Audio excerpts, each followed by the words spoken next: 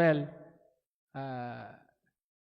nitong mga nakaraang araw ay kitang-kita po ng publiko, no, kung paanong yung pera ng gobyerno, DPWH sa mga flood control projects, pera ng gobyerno yan, ultimately taxpayers' money, okay, ay through illegal activities. Merong isang sindikato na lumalabas na ngayon, umaamin na yung mga key actors. The other day, it was the former district engineer of Bulacan, Henry Alcantara. Just today, alam naman natin lahat, no, is it former? Nag-resign na ba siya? The former USEC of the Department of Public Works and Highways, Robert Bernardo, no, na essentially umamin na meron silang sindikato sa loob ng DPWH. Ang ginagawa ay tumatanggap ng mga request mula sa mga proponents, the proponents being legislators, at least yun yung mga pinangalanan. In one case, it's not a legislator, but someone who works for a legislator.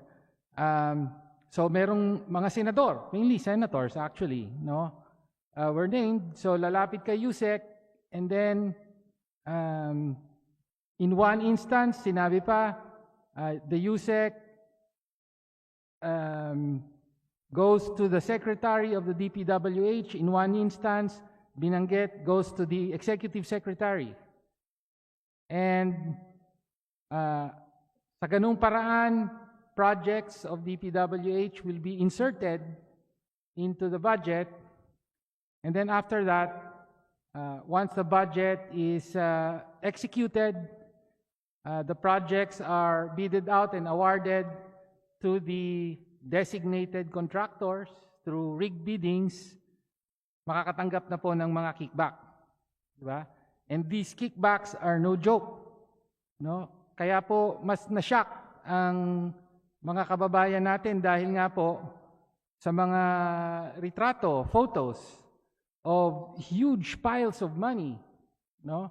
One photo, aminado na sa district office mismo ni Henry Alcantara, ilang tumpok ng pera yon, hundreds of millions, supposedly for kickbacks to government officials, including a USEC, di ba?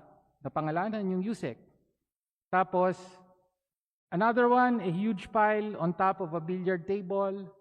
Sabi nila, more or less 500 million pesos yung amount. Again, supposedly kickbacks from a contractor intended for a legislator proponent. So mga illegal na pera po ito, no?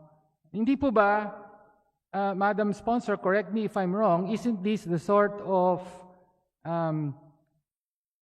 suspicious transactions, yung nabanggit, suspicious transactions or even covered transactions that the AMLC is supposed to detect and ultimately prevent?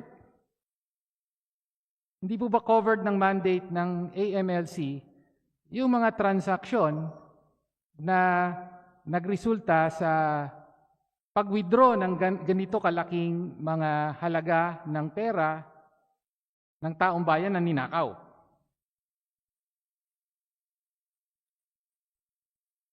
It is the cash withdrawal depends on the policy, requirements or procedures of covered persons like banks.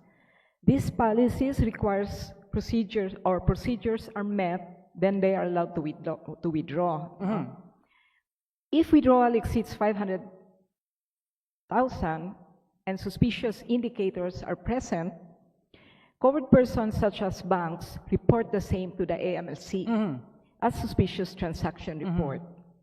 Knowing that they are businessmen, contractors who handle government projects amounting to millions, banks, as part of their continuous support due diligence, after condition requirements are met, will allow them to withdraw.